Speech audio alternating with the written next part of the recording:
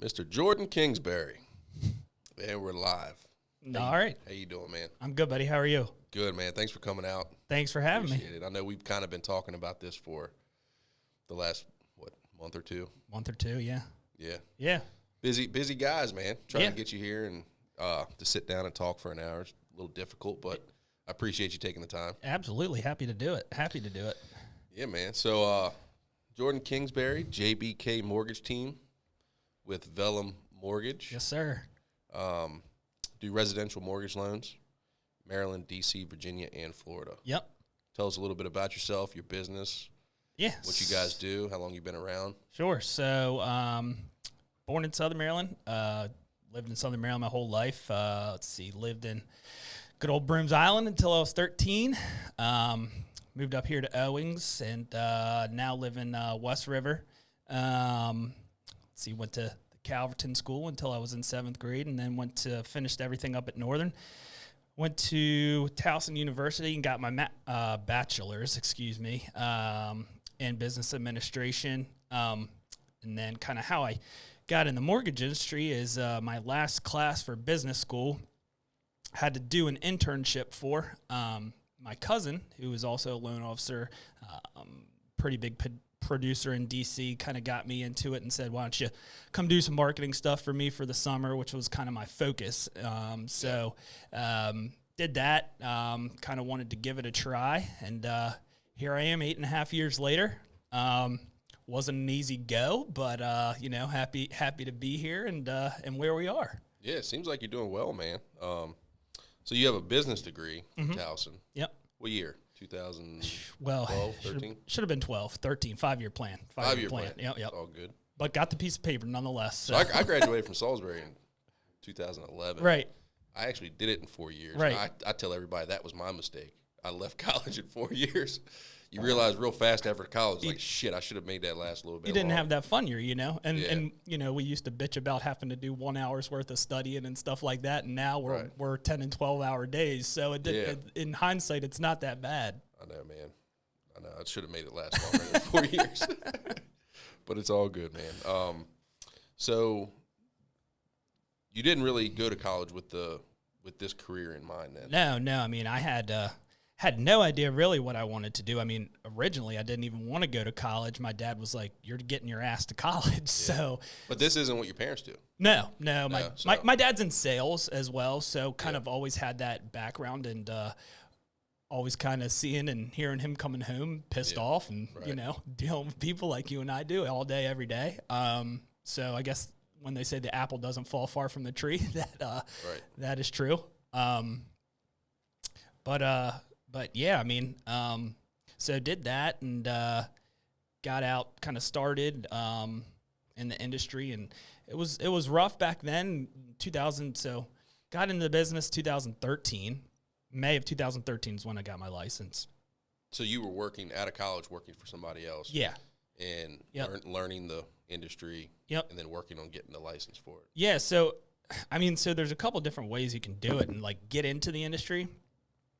For example, my production assistant, Joe, you know him, he did the same thing right out of Coastal Carolina. Now, he went to a company to where, like, okay, they train you, but you work under a guy, and, you're his assistant for a while, and then they might, give you an office or something like that. I would just kind of kick to the wolves and say, hey, here you go call people. And back then, like I said, 22 right out of college, and rates were pretty high then, so it's not like I could go out there and grab a refi like you can now. So just had to work my butt off, and weekends, nights, always answer the phone, So just your industry in particular, I mean, I'll be honest, I don't know a whole lot about it. But it's like a lot of sales, I guess. So like you guys are actually looking for people that are looking to refinance or looking for a home loan? Well, so our target audience is going to be like our referral partners, right? So our real estate agents, obviously our sphere of influence. So like, financial advisors, CPAs, things like that, things you can refer us business. I mean, we're not kind of like direct to consumer is what you would call it. Okay. But obviously having that sphere of influence. So very few people just hit you up like, hey man, I'm looking for a home loan. Well, I don't know. I mean, I probably a decent chunk does, just because of our age and people looking to buy houses or refinance and just know me or know what I do and things like that. But that was the hardest part, is probably just getting it out there. You'll talk to people and they'll be like, oh yeah, you such and such. And I'm like, oh yeah, I forgot you did that. So getting past that hump, which you had to do too. So yeah, I mean, for sure, which that's something I do want to touch on here at some point, is just your age and the age that you started in this industry, and like the growth process of showing that you're reliable and professional and stuff like that. I mean, but we'll touch on that in a minute, man. I'm kind of interested in how you evolved into what you got now. Yeah. So your team now, how many people are on your team? So it's myself, my production partner Joey, and then I have another production partner named Kristen. Joey is kind of a hybrid, so he does a little bit of his own business, but helps me out quite a bit. But it's nice having that, because he also knows how to talk to the referral partners and the borrowers and the listing agents and things like that. And so he's a huge help, and so is Kristen. We brought her on last maybe April. And, right in the peak when COVID shut everything down. But then that was the best thing for rates, right? So it was actually perfect timing. But just like I was thrown to the wolves, we kind of did the same to her and, made her figure it out. And she's doing great and loves it. And, cool, man. It's been great. Yeah, so it's a 3-person team. Mm-hmm. And it's with Vellum Mortgage. So how's that relationship? Sure. How's that relationship work with what you do and what they do? And yeah, so there's actually, that's a good question, because there's, I guess, basically 3 different channels that you could go through, right? So you can be a retail lender, which means you originate and service all of your loans, which is rare to find. The company I used to work for does that, so I've been on the retail side. Still technically retail, I guess you would call it, but we're called correspondent, which means we have all of our own team, we're backed by a company, and we have all of our in-house operations. So all of our underwriting and closing and everything like that is done in-house. So we have that whole team within Vellum Mortgage. Okay. The third option there is wholesaler, what would be a broker, meaning you're still a loan officer, but you're not delegated for any of those processes, right? So it has to get sent out to the lender to get approved, sent out to get everything done like that. Yeah. So we're on the correspondent end of it right now. Okay. Mm-hmm. So it's really just like a larger group of people that you can pull resources from to make the whole process kind of streamlined. Exactly. Yeah. Exactly. Okay. Yep. So we have about 25 loan officers in the company. We're a small kind of niche company, if you will, headquartered in Centerville, Virginia, but then we have our office or our branch right off West Street in Annapolis. Okay. And that branch in Annapolis, I would assume, serves Southern Maryland, Annapolis, and then north, like up to Baltimore and stuff like that. Yeah. Or what's kind of like the region that you guys try to stay in? Northern Virginia, D.C., and then the majority of my business is going to be Anne Arundel, Calvert, St. Mary's, and Charles. A little PG and a little D.C. So you moved to Annapolis, but you're still working in Southern Maryland. Correct. Yeah. Yep. That's cool. Yep. Can't get out of here. Huh? Never. It's all right. I like coming down here, once a week and driving the mindless Route 4 up and down, Oh, dude, I do so many Route 4 miles. So many. Yep. Man. But, yeah, that's cool. So your territory that you provided me says Florida. So how's that work, like with the Florida? Yeah, so I have a couple agents down there, and I'll just go visit them, once a quarter or something like that, just to catch up and keep in front of them, things like that. And it, gives me an excuse to get to some warmer weather. Say, man, every 2 or 3 months getting to go to Florida for a long weekend is not bad. Yeah, not at all. And it's just like that, It's like, shoot, so a flight to Orlando is an hour. Well, it takes me an hour to drive up and down Route 4. So what's the difference, Yeah, man. I mean, I don't see anything wrong with it. Yeah, exactly. It can work from the plane. So actually, I'm more productive when I do that. Right. That's right. Yep. That's awesome, man. Yeah, that's a very cool perk there. Now, could you kind of expand that into other states? Sure. Like, so your license, is that, so obviously you can legally work in Florida. Mm-hmm. Could you do that for any other state? So different states have different requirements. Some require you have like a physical presence, so have an actual branch and things like that. Right. Some don't. But to answer your question, yes, you could. Right. There's people who have licenses in, a bunch of different states. So yeah, which makes sense. Like right now, man, it seems like the whole country's flocking to Florida and Texas. So it makes sense to. I mean, just looking at the news and stuff, that seems like that's the area that's booming right now. Yeah. So cool, very cool. Well, yeah, and I mean, compared to where we are in the suburbs of DC and everything like that, sales prices are relatively cheap down there. Right. So why not? Especially when everybody has the ability to work remote, and a lot of government companies, government in general said, you don't need to come back. So why not? Right. Yeah, no, I know a handful of people that are federal employees or, they work for government contractors. Yeah. Still haven't gone back to work. No. They might do like 1 or 2 days where they got to go in every 2 or 3 weeks just to have a meeting or something. But they're working remotely still. Right. And I mean, that's great for you because they look outside their window and say, hey, I need this, and this done that I never noticed until I'll be honest, man. For my industry, it's nice because you get to like schedule estimates and go meet with people during normal business hours. Right. Like it's a lot less like, hey, well, I don't get home till 6:30. Yeah. It's like, yeah, just come whenever, I'm here. Yeah. Yeah, exactly. Like, that makes it easy. Yeah. Yeah. So that has been a nice perk of the whole pandemic thing. Yeah. For sure. What about you guys? How'd that affect everything with your business?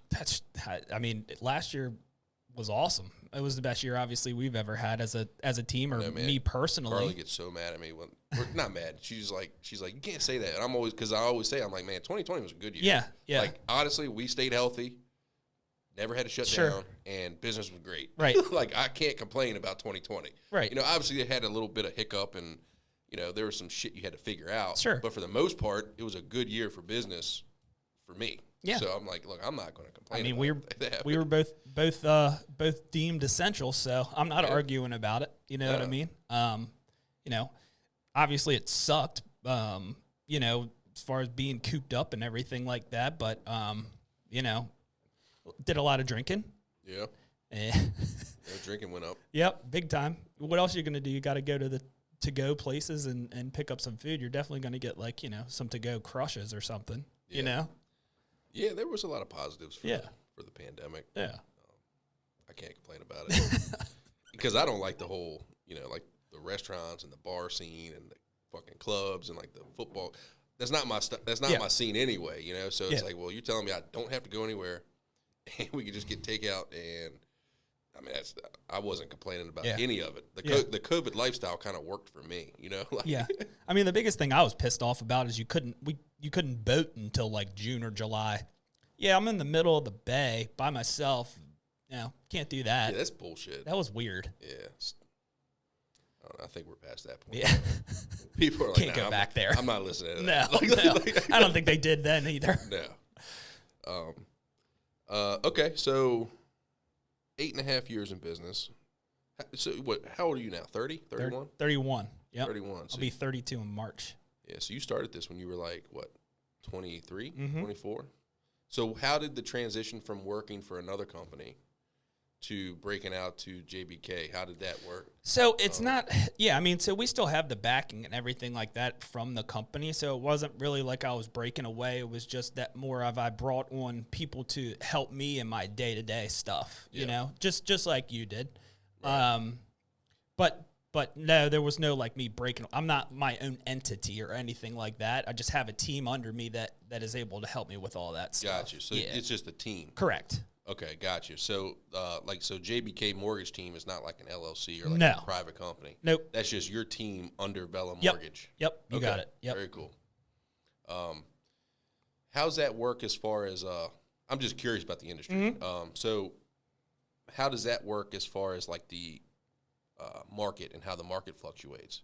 Like, are you guys expected to hit certain numbers and quotas, and you're expected to like do a certain number to pull your own weight, or does that fluctuate with like the market share of what's going on in the industry at that point? Yeah, I mean, so yes and no. I mean, there's nothing in writing that says I have to do a certain amount. However, I'm sure if if my production started slacking and I was never around, I would probably hear about it from my principals. But no, to answer your question in short, no. Because I would assume, like, if your numbers start hurting, yeah, it's going to be a mutual thing where everybody's like, yeah, shit's kind of changing. Right. You know what I'm saying? Right. And, I made this team, and now it's not like I'm just responsible for myself. I'm responsible for 2 other people, and they realize that too, which is awesome so I think that's rewarding, right? So the harder you work, the more money you make. Right. The more you do. Is your whole team structured that way? Yeah, exactly. So the more that they can help me or bring in another loan here and there, it does nothing but help them too. Right. Which I think is important because, if you're just in a regular salary job or, whatever, and there's no incentive to work harder because you're capped out or something like that, then why would you? Yeah. Yep. So I think that's important. Both the people in my team are driven people. We're all young, and have time to do it right now. So why not get it while the getting's good? You know what I mean? Yeah, for sure. And I would assume that the getting's good right now. Yeah. It's been good for the last few years. Right. So talk about that a little bit, the current state of the market and where it's at today and where you think it's going. So the easiest way to explain the bond market, I think, to people our age is it's like crypto now.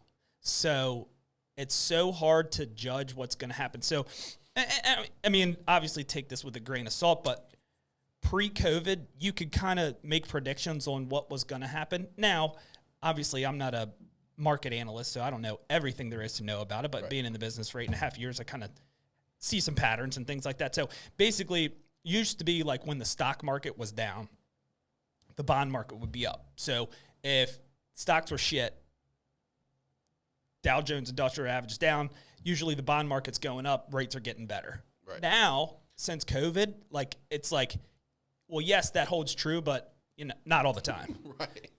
So it's hard to tell. Okay. Because I think you're right. I think a lot of people our age, like from their mid-20s to their I would say even early 40s. It's like everybody's kind of like, well, what do we do? Like the housing market's crazy right now. Yeah. You can't find a rental place. No. People that are trying to build, like Carly and I are. Yeah. Well, we are building right now, but it's just like the material prices are way up. Mm-hmm. You lock in on a construction loan, but you don't know what your permanent loan rate is going to be because it could fluctuate so much in the next 6 to 8 months. Yep. And then you got people that are looking to buy their first-time home, but prices are through the roof. Yeah. So you think, you're not going to find a good deal. Right. So it's just like it's all over the place. Everybody's just so indecisive on what's the right thing to do right now. Yeah. And I'm sure you get asked these questions all the time. Well, yeah, and I mean, that's the thing, too. Like, people are like, oh, I want to sell my house. I could make so much money on all the equity that I have now and that I've built. Well, really, you haven't built shit. You got lucky in this market. But two, where are you going to go? There's nothing that you can rent, and to pay for what you want is probably not available right now. Yeah, 100%. You know what I mean? Yeah.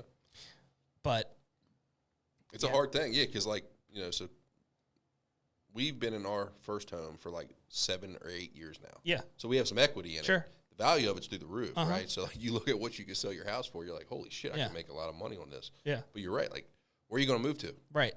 Like, we're in the process of building a house, so I'm trying to hold off to just be able to move one time into the new home and then sell the old home and just hope that the value's still there. Yeah. Well, and that's what other people who really don't know anything, but, people are like, oh, market's going to crash. It's going to crash. Well, no, it's not going to be a 2008. If you read a history book, you'll know what happened in 2008. It's because people had 2 and 3 mortgages on their house and at adjustable rates and stated income loans and everything like that. So you think we're at a much better place than we were at 07, 08? I think the market will balance out a bit, but there's not going to be a crash. Yeah. Now, do you think the value of homes is going to continue going up? I do. I mean, even average appreciation before this insane year happened was, depending on obviously the MSA that you're in the country, but just call it, 3 to 5% a year. I mean, so appreciation it's not like we were on a decline before. Now, inflation certainly isn't going to help that and stuff like that, but it's just funny though, because at least in Southern Maryland, before this insane market happened, pretty much every offer that an agent submitted was asking for the seller to pay closing help, because they didn't have the money. The buyers didn't have the money. They wanted to do USDA 100% financing program. They didn't want to put any money out of pocket.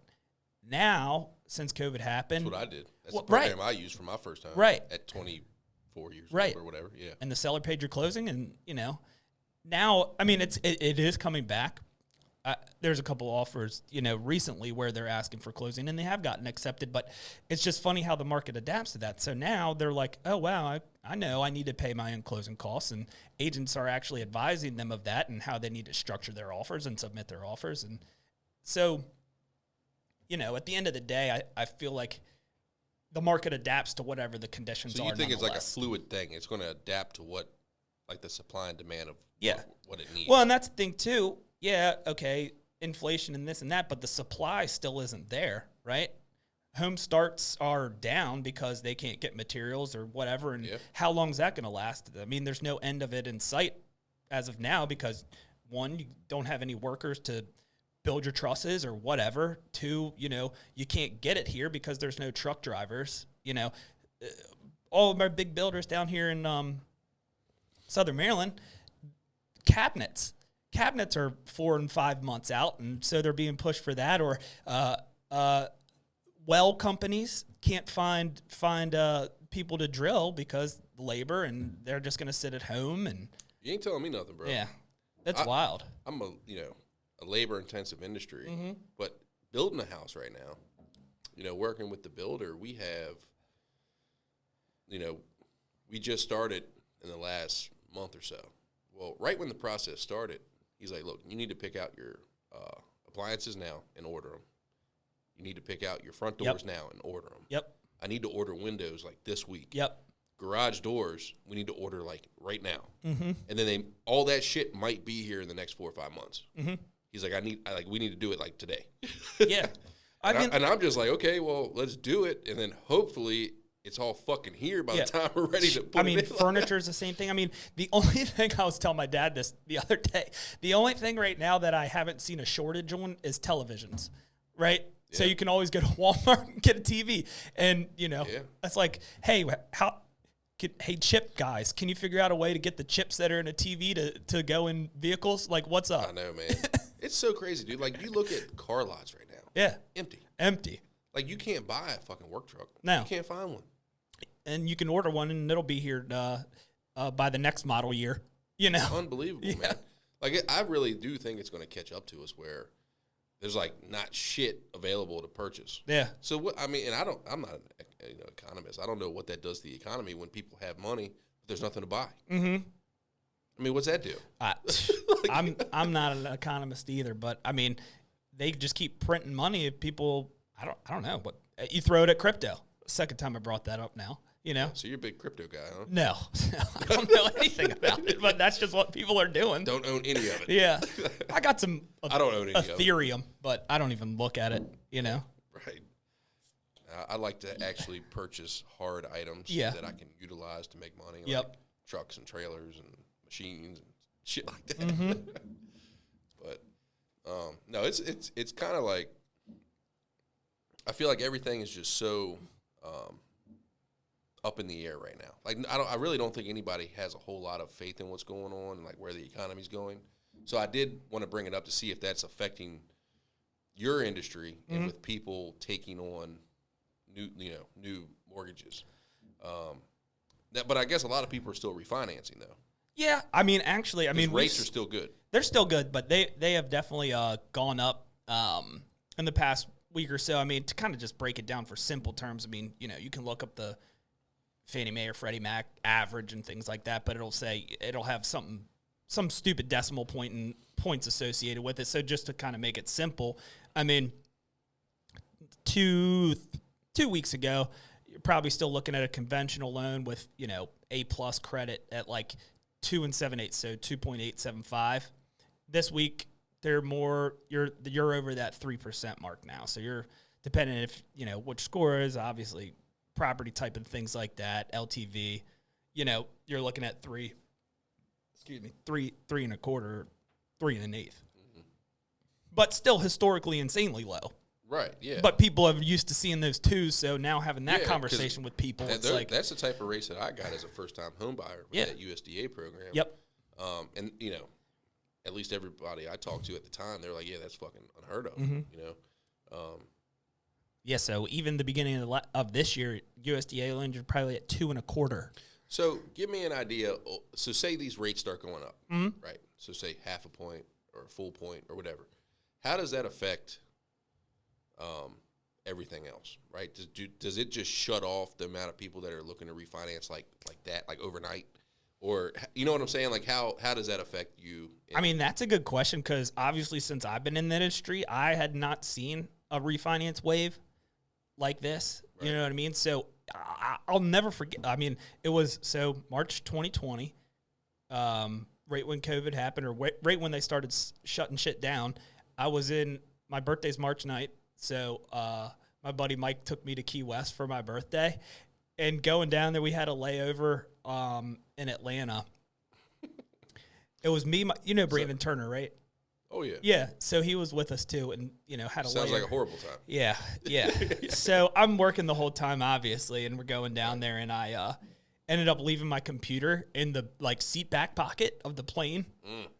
And it's so this is my birthday. So luckily the company overnighted me another one, but I'll just never forget because I was so busy on that trip just because it was overnight. I mean, I had another loan officer comment on my Facebook, happy birthday. The best thing that could happen is this 200 basis point swing we just saw in the bond market, which is true. I mean, I never see that, biggest before was 65 basis points in one day or something like that. Wow. So to answer your question, I have not seen it, so I don't know what's on the other side. You know what I mean? Yeah. So, I mean, kind of relatable. I've been in business full-time for myself for 6 years now, 5 or 6 years, something like that. It's always been good times. You know what I'm saying? There's nothing been nothing on the decline. So, you see growth and you see potential and larger market share, ways to make money. But that's me maybe being naive because it's always been a good economy. Everything's going up. Sure. And then now you start to kind of start questioning shit. It's okay, well, if it starts going down, am I going to be able to make it? Yeah. You know? And just as a small business owner, I feel like anybody thinks that way. Yeah. I mean, I think the good news for you is you're in a pretty recession-proof industry, right? So with the stuff that you have and government stuff, you're always going to have... I like to think so. Yeah. I like to hope so. Yeah. Yeah. I'd like to think that hopefully people are still always going to buy stuff too. But, I mean, you always have that in your... I mean, I don't know about you, but I wake up in the middle of the night and I'm like, fuck, did I just dream about work? My fiance tells me I'm screaming about shit in my dreams and stuff like that. Yeah. It's hard to turn it off, man. Yeah. Which, having small kids and stuff, I do try to do that. When I get home, you try to not worry about it or not talk about it. Yeah. But it's hard to do. Well, and that's the good thing though, because when you get to the point in your career when you can do that and can turn it off, that's a good thing, and you have people behind you to help you and with that. Yeah. Which that's a big part too, man. Having a good team behind you and just being able to share responsibility. Yep. So yeah, I mean, I think I'm getting to that point. I have a few good guys that that I really rely on. They pull their weight, which makes my job and the worry that I got to carry a lot easier. So is that how your team kind of works? Yeah. Everybody kind of shares the burden of what you got to do. Yep, for sure. So I'm sitting here right now. I'll just let Joey know that, hey, I'm going to be unavailable for the next hour or so, and he's like, no problem, got you. If anybody calls the team line or whatever. And very cool. And how's that set up, man? Is everything through an office, or do you guys all work remotely, or? I mean, we could do whatever we want. I never stopped going to the office, to be honest. I don't know. I just like getting out of the house. I feel like if I'm more productive at the 100%. Yeah. Right. I agree with that. But I didn't know how it worked, like, logistically. Yeah. Like your operations, can you guys be, like, in Key West and then one guy in New York, but you guys can communicate and take calls and make shit happen? Mm-hmm. Yeah, that's pretty cool. Yeah. Yeah, very cool. And I think the most mortgage companies probably operate that way, where like their operations is, the majority are remote or whatever. I mean, obviously since the pandemic happened, I know we keep bringing that up, but that changed operations for a lot big of time. fucking people, man. Big time. Like, people had to really adapt. Yep. So, and it kind of seemed like it was for the better, to be honest. Like, it makes people realize that, like, look, I don't have to be here in order to get my shit done. Yeah. Which is cool. Yeah. I think it helped out a lot of people. Yeah. I think some people definitely took advantage of it, though, and probably still are taking advantage of it. But, I don't know. For people like you, though, that are driven, it shows that you can do what you need to do and be productive and not have to be at the same desk every day. Yeah, I mean, ideally, you would think that, being in sales, you wouldn't want to be at the desk at all. You know what I mean? You'd be wanting to go out and do lunch, do coffee, whatever, see clients, see builders, see agents. And obviously that got shut down, but it's coming back a little bit now, and I enjoy that kind of stuff. You know what I mean? To the point in my career where, when I first got started, obviously I had to suck up to everybody I could, but now we're kind of to the point where I know who I like to work with, and, I'm not going to work with you unless I like doing business with you. Yeah. So. Well, see, that's where I'm kind of trying to get to is to kind of get away from the day-to-day headaches and day-to-day operations and be able to focus on that a little bit more. Yeah. Like go golfing on a Friday afternoon, or take guys out to lunch. Yep. Or we're doing, an early dinner with somebody. And, you just go out and just do the networking part of it, because I do have customers that they'll call and they'll, like return customers or whatever. And they're like, no, I'd prefer to meet with you. Yeah. I'm like, well, shit, I'm kind of, whatever. Okay. So I'll be there. I can't. I got to be on this job. Yeah. Yeah. Right. But, it's hard to get away from it completely, but I'm trying to kind of break away from it so I can focus on the larger picture networking. Yeah. You know what I'm saying? Yeah. Which is important. Definitely. Actually, that's the whole reason for this fucking podcast is to do that. Yeah. Just to kind of broaden your network and put my stuff in front of your people now. Yeah. See what I do. I mean, that's exactly the point. That's the social media network. Exactly. You know what I'm saying? That's what I'm trying to focus on a little bit more in order to grow. Mm-hmm. So I think it's an important aspect, but it is hard to get away from the day-to-day operations sometimes. Yeah. But, which I still do. Like, I'm here every morning. Right. Get the guys going. Go check on the jobs. You got to. Make sure everything's good. Make sure nothing really fucked up or broken, but you try not to spend all day doing it. Right. Yeah, man. Your age. So you're in an industry that's a little bit more professional, I guess. Yeah. Like, you're more suit and tie. Yeah. Talking numbers and talking dollars and stuff than I am. I had the struggle when I was 26, 27 starting out. Like, people like, well, you bid on a larger job, and people are like, well, can you do it? Or do you have the resources to do it? Can you finance this job? Just questions like that because you're a young guy. Mm-hmm. So, like, was that an issue with you and you getting into this industry? Yeah, big time. I mean, down here, same in your industry, it's a good old boy network, right? Right. So you have... Which down here, that benefits me sometimes. Yeah. Well, our family names don't help down here. Yeah, you got to be a good old boy. Yeah. If it's a good old boy system. I know your dad, I know your uncle. Right. But no, I mean, it's like it's a lot of seasoned agents and have their experience and have their people that they've been working with for 20, 25 years and things like that. So to break that barrier, it was tough, but just kept kind of my nose to the grindstone and, would just kill it on the jobs on the loans that I did get. Yeah. And, just keep on them and let them know, what we can do. And, I know I'm not going to be your first or even second look, but if you have something that comes across and, your two main guys can't get it done, I'm happy to take a look for you and see if there's anything we can put together. So, right. So what makes your team stand apart from other people? Like, because that brought up a good point, right? Yeah. So, like, when you're trying to, at least in my industry, when you're trying to get a point across, like, no. Like, I know you've been working with him for a long time, but I'm trying to step up to the fucking plate. Yeah. And I'll get it done faster and cheaper than they can do it. Yeah. Like, that's how I kind of looked at it. Yeah. You know, it's like, look, I'm going to steal your business from somebody else. And I'm going to show you why. Yeah. And I'm going to show you why you want to work with me. Yeah. So how do you guys kind of stand apart? So how it contributes a lot to how I was brought into the industry, in that I think that the loan officer mentality is more of like a car salesman, right? So that's how, not agents, but how buyers or borrowers, as we call them, would see it. So to them, in that type of environment and that type of loan officer, it's like, well, I brought in the application, here process, or you deal with it, or here, underwriter, you figure out the income. But I'm the opposite. So yes, obviously you have to have the sales mentality, but you also have to know guidelines and what works and where to put this loan and how to structure it and things like that. So especially down here, that's kind of how the majority of loan officers down here work, except for a select few. And the select few I admire and they're kind of look up to, and the others I don't. but that's how my cousin and my so that kind of that makes you guys stand apart from what other people do. Yeah.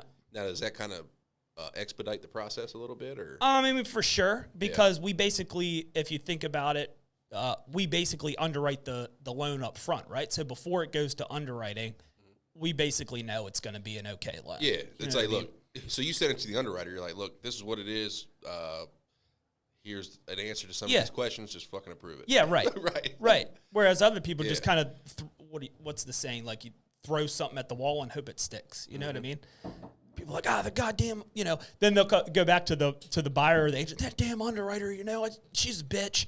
Yeah. Da-da-da, this and that. I'm like, no, you're just a shitty loan officer. Yeah, you didn't do yours. Yeah, exactly. Yeah. Exactly. Yeah. But yeah, that's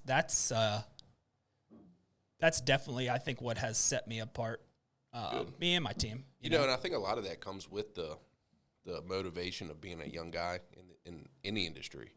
It's like, look, man, like, I'm here trying to make a name for myself. Yeah. So, I mean, I do work long days. I do work weekends. I am available. Like my company number is my fucking cell phone number. Right. So, like, if you call that number on a Saturday afternoon, you're going to talk to me. Where if you call some of these other bigger companies, it's like, no, you're going to leave a message with somebody or on a messenger machine, hopefully get a call back by, like, Tuesday.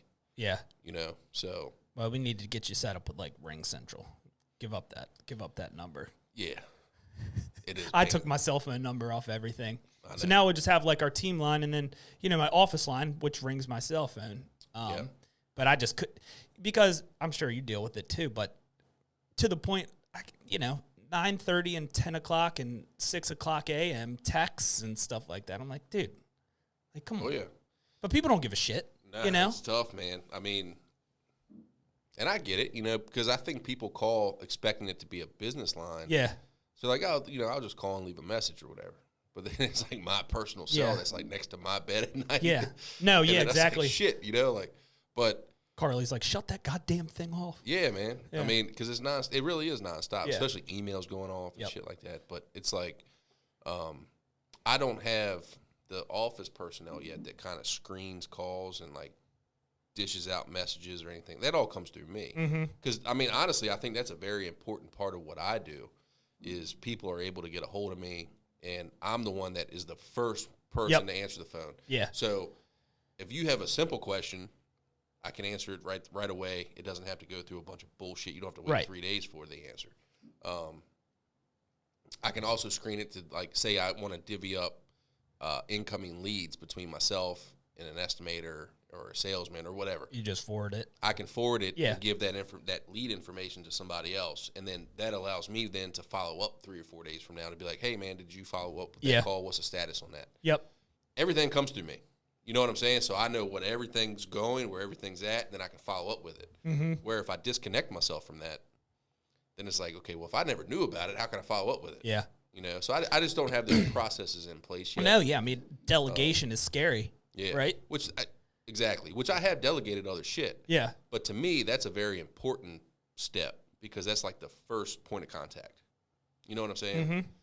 So I don't know if I'm ready to give that up yet. Yeah. You know, it might be in the near future. Yeah, I know. So, like, you know, if an agent refers somebody to me to get pre-approved, it's always going to be me who they talk to initially, and taking an application and everything like that. After they get pre-approved or get under contract, that's when kind of do the pass off to our team, and they kind of do things, but always there as far as that goes. Like, you know, if you ever need to get in contact with you, it's not like, but that's a lot how a lot of loan officers work too. It's like, oh, you need to talk to the processor. I don't know. You know? Yeah. So. Yeah, so you are the main licensed individual on your team then, right? So does everything have to come through you? Like, do you have the process set up to where the people you work with, they kind of set it up for you to go through and approve stuff and then send it out? Or I mean, I pretty much do all that legwork up front, like as far as pre-approval goes and stuff like that. Yeah. I kind of just still like being in that mix just to make sure everything's good. I probably shouldn't, and they probably don't need me to be. But yeah, I still do all that stuff. Yeah. Delegation, man. It's hard. Yeah, it's hard to let go of it. Yep. And I think that's in any industry. I think people put up with that in any industry. Yep. You know? Yep. So for me, it's more like the logistics side of stuff, like mechanical issues or preventative maintenance on vehicles or just shit like that. It's a little bit easier for me to let that go because if 2 or 3 days goes by or a week goes by, I'll visually be able to see, like, yeah, something's going on, and then I can jump on it, and it's not the end of the world. Right. Where if it's all of a sudden somebody's answering the phone that's being rude to customers, it might be a couple weeks before I see it, but then that just left a really bad impression on a potential customer. Or multiple, yeah. Yeah, so it's a little bit harder to recover from that. Yeah. You know? But I don't know. Yeah. I mean, I've had that happen too, and in no way, shape, or form were they trying to be that way. But then you just know you have to baby that client, right? So you're going to have to handhold them a little bit, which is fine, and I don't mind doing. And people are like, no, I only want to talk to you. That's fine. Right. I can handle that. That's all right. Yeah. Yep. Yeah, no, I'm the same way, and it gets frustrating, but it's like, yeah, well, they want to talk to me. I'll run that call. Yep. Not a problem. Yep. Yeah, man. So let's go back to kind of where you see the future of this going. Like, what are your long-term goals, and I guess where you expect the JBK team to be in 5 years, 10 years, 20 years? Like, what are your plans? That's a good question. So I try to put together, like, every year you want to do a business plan on that, year and 5 years. And goals. I'm always like the same thing. Like, I genuinely like originating and doing loans. Would management be cool? I mean, probably. The way that Vellum's built is we don't really have that, so we don't have all that red tape from management and stuff. It's a fucking awesome. We just do, like, if a loan makes sense, we're going to do it. If it doesn't, we don't. I mean, they all make sense, but but it's like dollars make sense. So we don't have all that red tape as far as that goes, and like, well, I need to talk to my manager if we can do this, and then this manager needs to talk to that manager and make sure. So, right. To answer your question, I don't know. I mean, like my cousin Greg, he's still originating. I mean, yeah, I hope to be in maybe following his footsteps. I'm on track to do that, I think. But so that's kind of where I'm at with everything. So I do the same, right? Yeah. So every year you set like quarterly goals and some milestones you want to try to hit, whether it's like sales or number of employees, or if you're trying to get into it. Like for me, it's like if I want to try to get into a new industry, like this is where I want to be. And to be honest with you, like at least for me, I've set these goals, and then it's like you fucking shatter these goals, and then you're like, well, shit, all right, that's done. Yeah, and then, so, what do you move on to? So you move on, and then you're like, well, I'm already past where I was expecting to be. So I don't know. Yeah, that's just been my personal experience in the last couple years, and it seems like you kind of doing the same thing, man. I mean, I always make it a point because I feel like, I don't know, there's just like some things that you do that are repetitive that that's like you just need to do that. You know what I mean? Every year. So just doing a business plan or a business, for the next year or 5 or whatever, just you just feel better to like do it and like get it off your chest. You know what I mean? I don't know.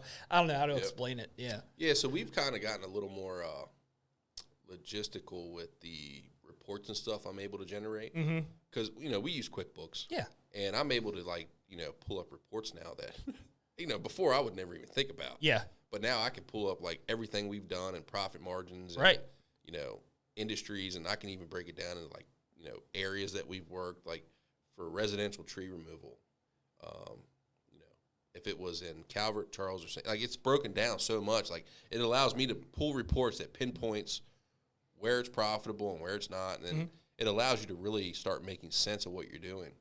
And that's probably like my goal for the next couple of years is to kind of get a little bit more like numbers driven and to kind of be like, look, this is where I'm making my money, and this is where I'm making the highest profit margin. I want to go in this route. You know what I'm saying? Just to make everything as I guess effective as possible and efficient. Yeah, and efficient. That's the right word for it. Yep. So, and that makes your day-to-day easier. And then I think that's where you get to the point in business where when everything gets efficient and it gets easier, that's when I can break away and start doing the networking stuff and then start delegating tasks because it's like, that everything's running smoothly and that you're making money. So let me break away and start trying to, expand what we're doing. It's just hard to get to that point. Yeah. It doesn't happen overnight. No. For anybody. No, that's for sure. Yeah. Well, right on, man. I guess advice that you might be able to give somebody that's in the market right now, like either to refinance or purchasing their first home or whatever, what would be some advice you'd give them? Or like how would they reach out to you guys to, like, can people just call you and be like, hey man, this is my situation. What do you think I should do?